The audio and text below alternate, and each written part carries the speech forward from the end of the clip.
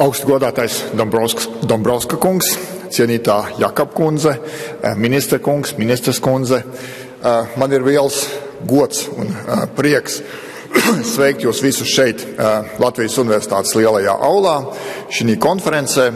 Un es gribētu uzdrošināties teikt, ka šis nav nejaušs gadījums, ka šī konference tiek organizēta šeit, Latvijas Universitātē,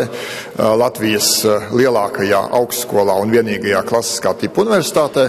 jo universitāte mūsu sabiedrībā, kā man šķiet, vienmēr ir spēlējusi lomu ne tikai kā lielākā mācība iestāde, kā lielākā zinātniskā institūcija, bet arī kā institūcija, kas piedalās visos mūsu valstī ļoti svarīgos un nozīmīgos procesos. Un veselības aprūpe pavisam noteikti ir viens no šādiem jautājumiem, kas visiem mums ir nozīmīgs, kas visiem mums ir svarīgs, un tādēļ tas, ka šodien viņš tiek diskutēts Latvijas Universitātes lielajā aulā, es gribētu teikt, tas ir vairāk kā loģiski. Vēl vairāk man gribētos cerēt, ka šodien diskutējot par veselības aprūpi, mēs spēsim viņu ielikt varbūt vēl plašākā kontekstā, jo tās diskusijas, kas šobrīd notiek Latvijā gan par veselības aprūpi, gan par izglītības finansēšanu, tā skaitā par augstākās izglītības finansēšanu, gan par sociālo sfēru, man šķiet, ka viņas ir jāskatās vienā kopīgā kontekstā, jo man, varbūt vairāk pārstāvot šoreiz izglītību un augstāko izglītību, šķiet, ka brīžiem mēs vienā sfērā vairāk tā kā mēģinām valsti orientēt uz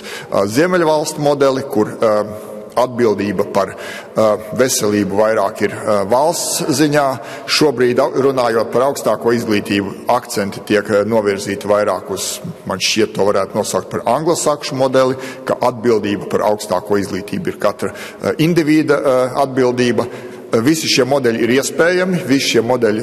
Eiropā vienā vai citā valstī darbojās, bet patiesībā es nezinu nevienu situāciju, ka vienā valstī vienā sfērā darbotos viens modelis un citā sfērā darbotos cits modelis. Līdz ar to man liktos, ka šīs lietas ir jāskata kontekstā. Šodien diskusijas galvenā tēma ir veselība, veselības aprūpe, bet risinot šo diskusiju universitātē, varbūt, ka ir īstais brīdis nedaudz paskatīties uz šo jautājumu arī nedaudz plašākā kontekstā. Es esmu pārliecināts, ka šodien konferencē būs daudz ļoti saturīgu un nozīmīgu ziņojumu, bet vienlaicīgi man gribētos cerēt, ka konferencē būs pietiekoši daudz laika arī individuālām sarunām un kuluāru sarunām, jo mana pieredze saka, ka dažādu konferenču nozīmība ir ne tikai formālie uzstādījumi, politikas veidotāju, gan Latvijas politikas, gan Eiropas politikas veidotāju redzējums par nozares attīstību, bet iespēja politikas veidotājiem un profesionāļiem varbūt nedaudz mazāk formālā atmosfērā kā konferenču ziņojumi, apmainīties ar viedokļiem, apmainīties ar domām, kādas ir problēmas, kādi ir īstie risinājumi. Man ļoti gribētos cerēt, ka šai konferencē arī šādai miedarbībai starp politikas veidotājiem, nozares profesionāļiem būs atvēlēts pietiekoši daudz laika. Tā kā es gribētu novēlēt, lai konference izdodās, lai konferencē būtu, kā mani kolēģi no dabaszinātnēm saka, sausais atlikums, lai viņi nepaliktos tikai viedokļu formulēšanu, bet arī ar konkrētu rīcības politikas